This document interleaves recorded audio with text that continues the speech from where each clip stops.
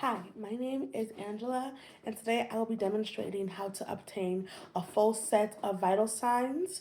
Vital signs provide a baseline assessment of a patient's psychological, physiological condition, and it helps identify any abnormalities that require a further investigation and evaluation.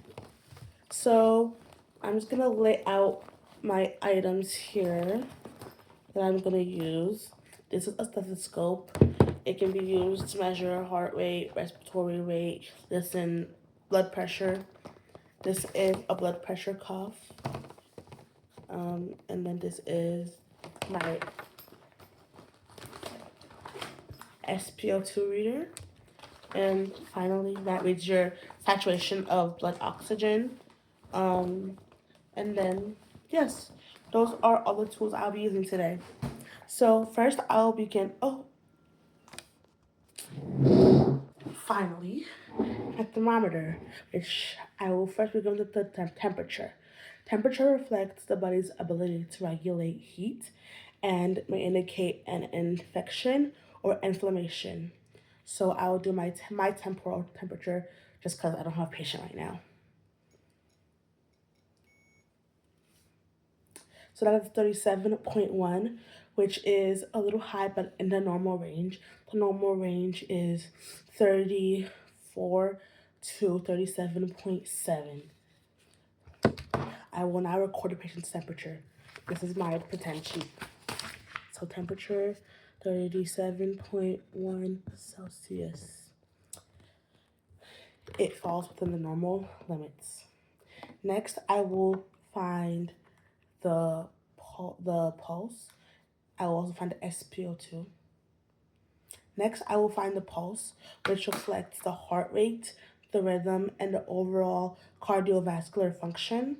A normal resting adult pulse ranges from 60 to 100 beats per minute. While assessing the pulse, I will also be observing respirations. I'll also be measuring the respirations and the SpO2 all at the same time. So I'm going to turn it on and put it on my hand just so I can see. So I will now assess the patient's pulse.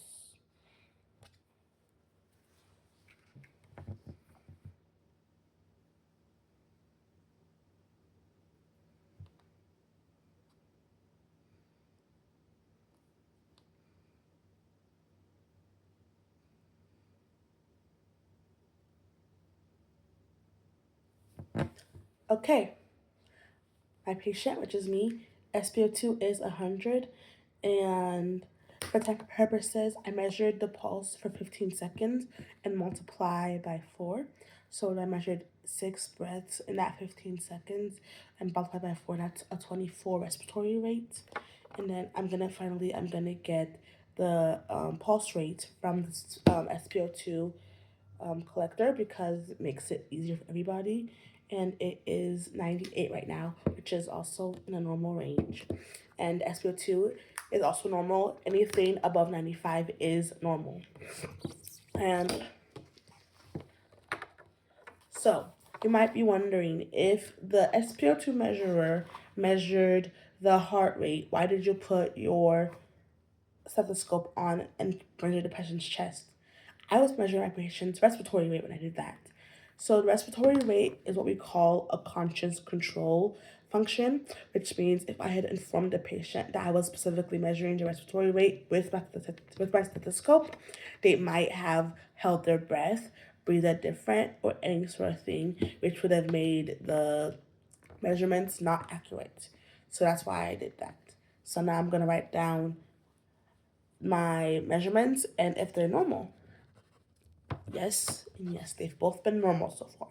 And last but not least, I'm going to the patient's blood pressure with this BP cuff. Do you have any contraindications? A contraindication can be a mastectomy or a breast removal procedure on that side of the arm. It could also be a birth implant, or it could also be an amputation. So we just have to ask. And so a patient will give us the arm they prefer. We will put it on carefully put it on nice and snug. Make sure it doesn't move. It's kind of hard to do it myself, so I'm just gonna like tell you what I would do. This is the index, and it goes at the mid axillary, which is the mid armpit, and this is the artery line. It will go at the brachial artery. So, brachial artery, mid armpit, brachial artery, and I'm gonna make sure it's nice and snug. Obviously, I can't make it that snug. So, after we do that, I will then get my stethoscope and make sure it is on. Stethoscopes can have sides that are on and sides that are off. That's off.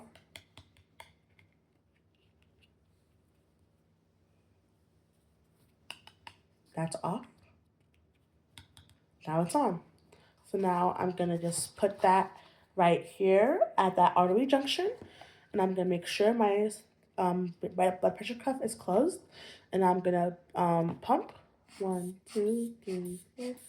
I'm gonna pump it up above 120. I'm probably gonna go to 160, and then I'm gonna release slowly.